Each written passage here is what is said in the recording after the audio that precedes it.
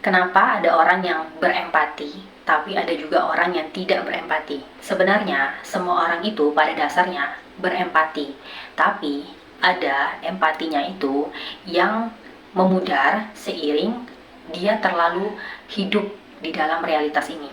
Dan orang-orang yang kehilangan empati itu, kita nggak bisa ngejudge mereka kalau ih dasar lu nggak ada empati, ih gila ya ini orang nggak ada empatinya. Iya, kita nggak bisa ngejudge mereka karena kita nggak tahu kenapa seseorang itu bisa kehilangan empatinya.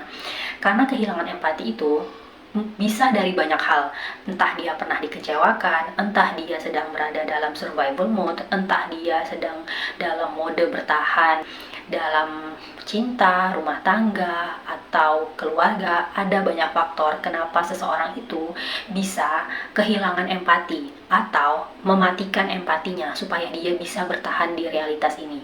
Dan seseorang yang punya empati juga, kadang dia datang memang dengan empati yang besar, kadang dia datang hanya dengan empati yang biasa aja.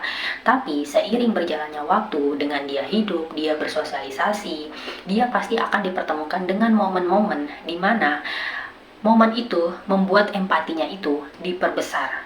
Dan aku ketemu banyak orang yang akhirnya dia ketemu dengan momen tertentu di dalam hidupnya, dan dari momen itu dia menyadari, setelah momen ini aku jadi berubah seperti ini, setelah momen ini aku berubah seperti ini. Itu adalah momen dimana empatinya itu diperluas. Karena pada dasarnya banyak momen di dalam hidup kita itu yang membuat kesadaran kita itu meluas, yang membuat empati kita itu meluas, yang membuat mode penyembuh kita juga meluas, yang membuat kita akhirnya memahami diri kita jauh lebih luas. Tapi kadang emang ada orang yang dia mungkin sudah melewati banyak hal dalam hidupnya. Dia mungkin sudah melewati banyak kekecewaan, banyak kebohongan, banyak pengorbanan.